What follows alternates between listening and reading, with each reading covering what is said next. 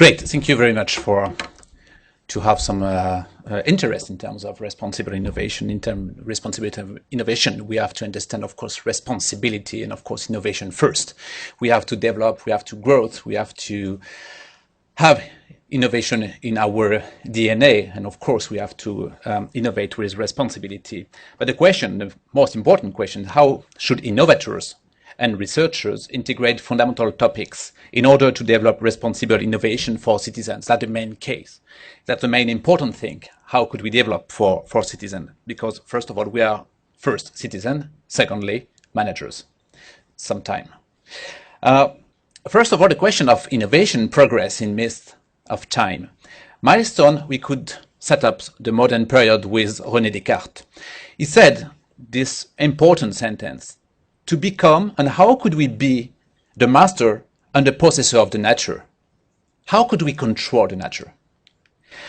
Few centuries after, Nietzsche said, we have, and it's so important, that humanity must perpetually produce superior individuals, with a consequence, the development of the will to power. We have to control the nature, by Descartes in the modern period, and we have to develop the will to power, with Nietzsche. What happened? Descartes and Nietzsche are bound by the notion of progress. We have to progress all the time. As in a company, as for human, as for everybody, we have to progress all the time. We cannot stop the progress. The notion of progress then becomes intimately linked with the medical advance. It is for that Descartes said we have to control the nature. It's because of the health and the health problem, health issues. The aim of which is to preserve life and sometimes even to reproduce, as Paracelsus tried to do it. But today, what happened? That's the modern period. But today we have three main important challenges for humanity. I will not go in detail, but first of all, the first pillar is environment and ecosystem. 7 billion of inhabitants, European class 14 raw materials as critical importance, critic issues about spaces, about forest. The second pillar is about techniques and politics. Technology influenced the world from the infinitely small with nanotechnologies and big one and very fast plane, for instance, with the Zest, the new plane Paris to Tokyo in 2 hours and a half. Technologies observe all the time every people, everybody all the time. In London, 65,000 cameras inside the city. And of course, it's the case with Facebook, for instance. The third pillar, it's about the human being and its transformations, reconstructing transplantation organs, mending human being, creating a human being, reproducing with cloning, and so on. We have these three main important challenges for humanity. In the middle of this triangle is the question of the spirituality. What does it mean? The spiritual capacity for a human of become more and more complex. In this professional sphere, in which the individual is under constant pressure to meet targets, generate profitability, innovations, and my goal in the day-to-day life is how could I develop my companies? How could I generate more and more profit? But in the same time, I would like to preserve my work-life balance, my private life. So I'm all the time in this complexity. This result is the dichotomy within the individuals with interferes with actions and consequence assessment. When I am a citizen, I am a manager, and at the same time, when I'm a citizen, what I'm a manager, what's happened in my mind, what I'm supposed to innovate. For that, with these difficulties about humanities, it's not today the question of able to do or not. It's the question, should we do it or not? Now we know exactly about the cloning, we know exactly about environment, we know exactly how could we change the DNA, more than that. But the question is, how are we supposed to do or not? It's for that spirituality is so important. Are we supposed to do it? And the answer is here, with Winnie the Pooh. Everybody knows Winnie the Pooh, you know? When you open the book, Winnie the Pooh, and you just discover the first sentence of this book, what's happened? Here is Edward Bear coming downstairs, now bum bum bum on the back of his head, behind Christopher Robin.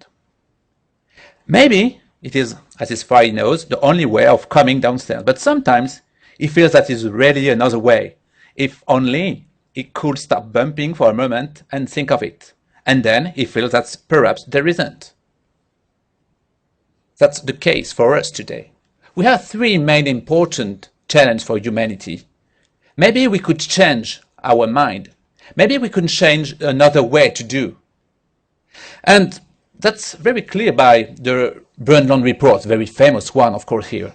Sustainable development, the development that meets needs in the present without compromising the ability of future generations to meet their own needs. Everybody knows that. It's a way to change. And when you discover the different criteria, people, profit, planet, environmental criteria, social, economics, lots of different criteria. Am I good in these criteria or not? It's key. And everybody said, okay, it's possible for me to attain the different criteria. But sometimes it could be definitely a greenwashing. So what's happened today? We have to set up a new strategic approach for responsible innovation with three main important things. Question the solution, develop in response to individual needs, measure the direct impact, and consider the indirect impact of innovation. First of all, one of the first main important question the solution developed in response to individual needs. I would just give you some example to illustrate my point. Should we have air conditioning in cars fully aware of its impact of environment? In 1953, Cadillac developed a new concept of air conditioning in cars. Nobody knows about the impact, of course not, and we have to innovate. But now, in 2009, 90% air conditioning in cars in the USA generate 15% of additional consumption versus the classic one. Now we know the impact. Are we supposed to put air conditioning in the cars or not? That's the question of individual needs. Another example to understand well. In 2001, when Steve Jobs said, look about my device, it's an iPod. It's just to listen to music in the street. 10 years after, we have 20 generations of iPod. Do we need 20 generations of iPod? Probably not. We need maybe 1, maybe 2, 3. But 5, 4, 5, 6, 7, 8, 9, 10, until 20. It doesn't make sense.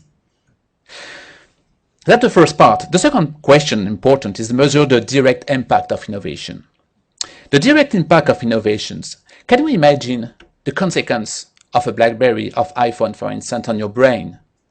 Maybe innovators knows exactly how could we avoid with a direct connection from the BlackBerry to your ear, with just connections, to avoid every problem. But they decide to remove the connection and just have the BlackBerry, and you put the BlackBerry or iPhone directly close to your brain. So the question of the direct impact is key, and the responsibility is for innovators. The second, direct impact. What about the consequence of a private database of 850 million people? It doesn't make sense. Commercial data use? Okay, that's right. The private data bit connected? What risk for tomorrow? What risk for today? If you look about what happened during the Second World War with IBM, and there is a famous book about IBM and Holocaust, and what IBM did with the question of database and how they use it. It's quite important today to measure what could we do with a private database. And of course, the opportunity today with a number of Facebook accounts during the Arab Spring. The last part is about taking into account the indirect impact of innovation. What are the indirect impact about a new plane such as the A380? We know exactly what are the consequences for the passengers, for the crew, for, of course, the peoples and the airport. Nobody takes care about animals close to the airport. Something for the Nano, it's the Tata cars. It's quite important because the forecast is how do we sell 700,000 cars. It's a direct impact on atmosphere. Another question about indirect impact of innovation with a nanotechnology, for instance. Maybe you know the famous socks without odors. Very famous. But the problem is when you wash the socks, The nanotechnologies are going in the water directly. We don't care about it. So it's the third part of what innovation, responsible innovation is. And the three main important are on one imperative of responsibility by another philosopher, Jonas. He said, act so that the effects of your actions are compatible with the permanence of genuine human life. It's quite important to have this basis. And of course, this basis, with that, we could develop the three pillars that I just developed. The complexity of a company is a strategic goal, time issue, communications, performance, cultures. We have, of course, environmental pressure. But today, the responsible innovation should be another strategic direction and understand what are the real needs. Is it how to listen to music or 20th generation of iPod? It's the direct impact on the market. What could I do if I'm Mark Zuckerberg today with my very large, huge database? And then indirect impact on citizen. The driver is not only the responsible of innovation, is also the innovators and also the others. All of them are supposed to develop the question of responsible innovation. Thank you.